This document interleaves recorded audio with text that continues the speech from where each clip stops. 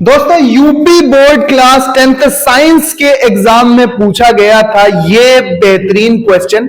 यहां पर एक वैद्युत परिपथ दिया हुआ था बच्चों, और हमसे कहा गया था कि हम इस पूरे परिपथ में, ये जो परिपथ दिया हुआ है, इस परिपथ में हम इसका कुल प्रतिरोध निकालें, परिपथ का कुल परिणामी प्रतिरोध कितना होगा और सेल से प्रवाहित होने वाली धारा कितनी होगी, ये हमको इस क्वेश्चन में निकालना था। अब परिपथ में क्या क्या दिया था? 6 ओम और 6 ओम के दो प्रतिरोध समांतर क्रम में जुड़े हुए थे, और उसके आगे 0.8 ओम का एक प्रतिरोध श्रेणी क्रम में जुड़ा हुआ था।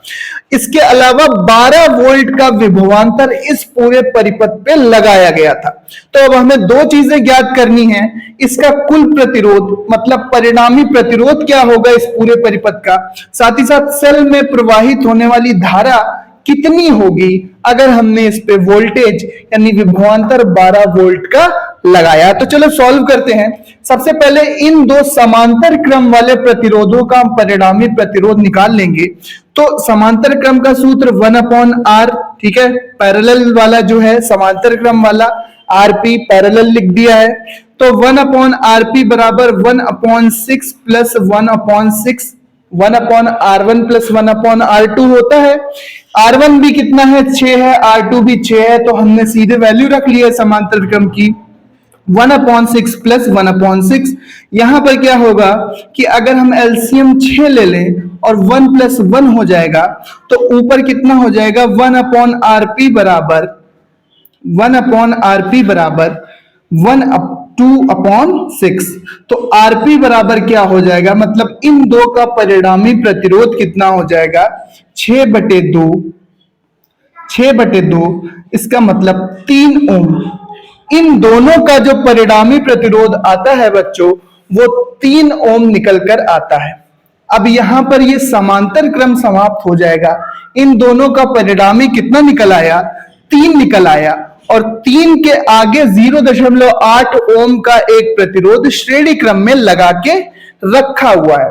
तो यहां पर टोटल कितना हो जाएगा परिणामी प्रतिरोध इस परिपथ का?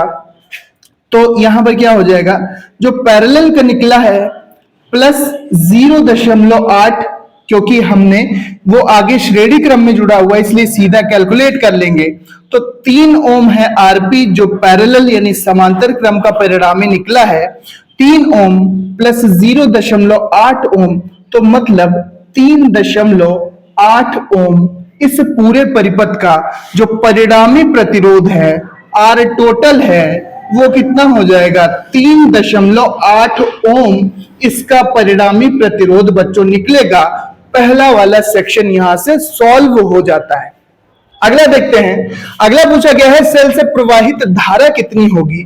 तो सेल से प्रवाहित धारा के लिए हम जानते हैं सूत्र क्या होता है, सीधा सीधा सूत्र यहां पे सेकेंड पार्ट लगा देते हैं। V is equal to I R, Ohm के नियम से। तो I बराबर क्या हो जाता है बच्चों? I बराबर हो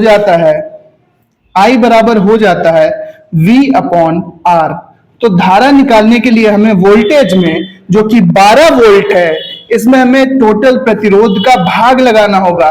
तो 12 बटे कितना प्रतिरोध आया है, प्रतिरोध रेजिस्टेंस कितना आया है टोटल? 3.8।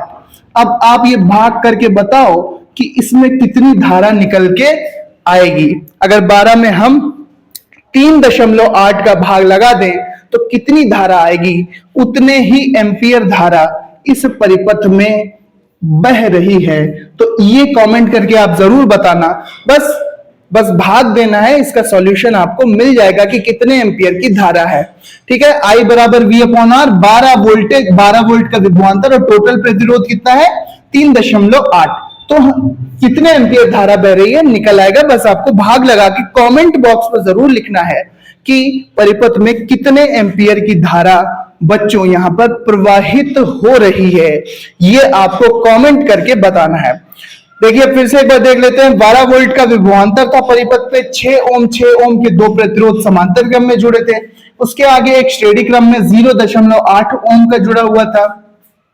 तो इन दोनों का पहले हमने परिणामी निकाल लिया जो समांतर क्रम में थे। समांतर क्रम का फॉर्मूला लगा दिया 1/rp, p का मतलब पैरेलल यानी समांतर क्रम।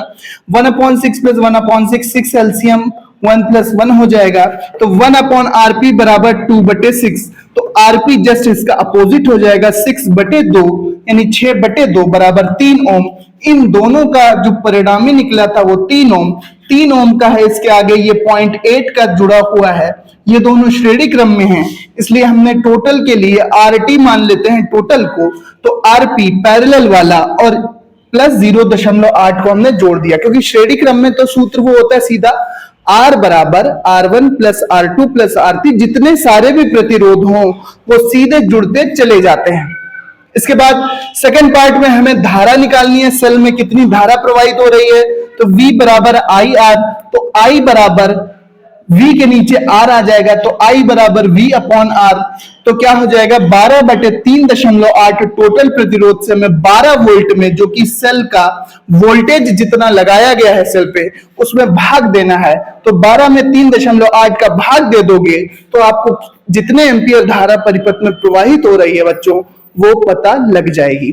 सो इसको नोट कर लो, स्क्रीनशॉट ले लो। मोस्ट इंपॉर्टेंट क्वेश्चंस न्यूमेरिकल हम लाते रहेंगे, इसलिए चैनल को जरूर सब्सक्राइब करो। मिलते हैं नेक्स्ट वीडियो में इंपॉर्टेंट न्यूमेरिकल के साथ।